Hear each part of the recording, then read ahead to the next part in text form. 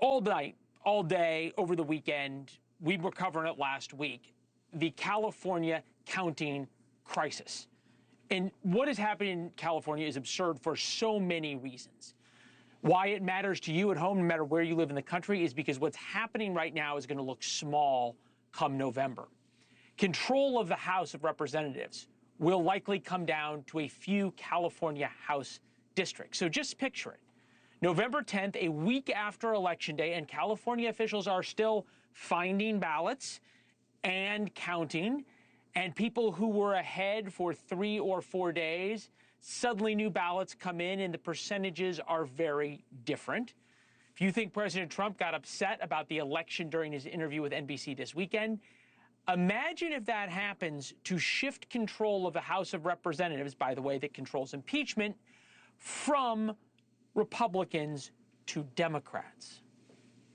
That's how they vote in California. Crooked, just like you're crooked. Your press is crooked, and Meet the Press is crooked. You're one-sided crooked networks. All right, let's call it quits, because I've had enough. Thank you, darling. Have a good time. Mr. President, let's please, I traveled all the way to Wisconsin. A country can never be great with a dishonest Listen, press. we traveled.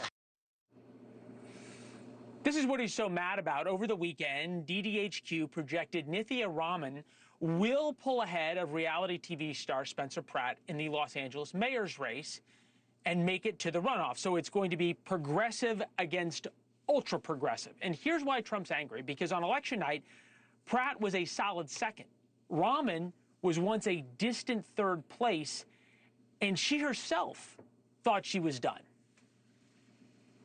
Every person in this room is fighting for in this campaign has been about building a city that's worthy of you and every child in this city.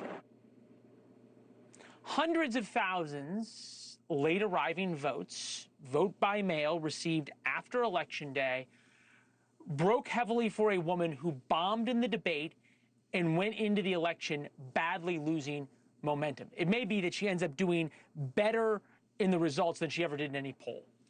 And now Republicans are wondering how in the world this is possible. I'm not saying it's rigged. I'm saying it stinks to high heaven, and everybody knows that. People can just dig through garbage cans, find ballots, and send them in, apparently forever after an election is over. It's not okay. It's got to come to an end, and people need to go to jail. There is only one reason to design an election in this way, and it's to control the outcome. But what evidence is there to prove that there was rigged? Some of these efforts are so diabolical and so far upstream that it's impossible to prove. But I think everybody knows instinctively something is wrong here. So remember what that one soundbite was from Sean Davis. There's only one reason to design an election this way, and that is to control the outcome. The issue is how the election was designed. Democrats created California's election laws to ensure they always win. Things like unlimited ballot harvesting, people going out and finding ballots and bringing them in, totally legal in California, not in most other states. 100% vote by mail, meaning every registered voter gets a ballot. Often dead people, often people who moved. That means there's a lot of extra ballots floating around. No ID needed to vote or to register. These types of policies allowed a woman to register her dog to vote, and the dog voted multiple times. They only caught her because she turned herself in. Here is a picture of Maya the dog with an I voted sticker on it and Maya the dog's ballot. She's quite cute. Progressive politicians keep the money flowing to NGOs and connected contractors. That's how this game works. $28 billion to fix the homelessness crisis, only for all that money to make it worse. That money ended up somewhere. $20 billion for the train to nowhere in California. Again, that money ends up somewhere.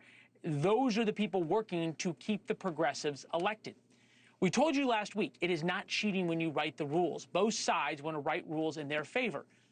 Just look at what is happening with redistricting, both Democrats and Republicans.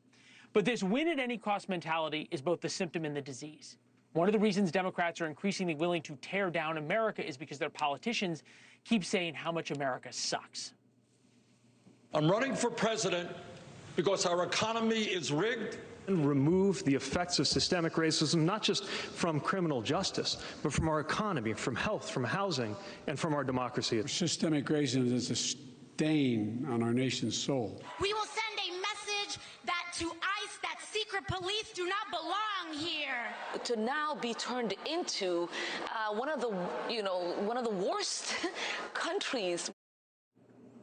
AP polling shows fewer Americans see their country as exceptional. Only 25%, so this means a lot of Trump voters, say the United States is the top country in the world. That means there's a lot of Trump voters who do not think it is the top country in the world. 34% think the American dream still holds. 51% say no.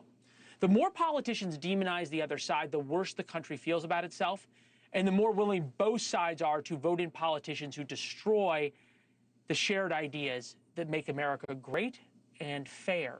Thank you for watching. Subscribe below and download our NewsNation app right now on your phone, and you will get fact-based, unbiased news for all Americans.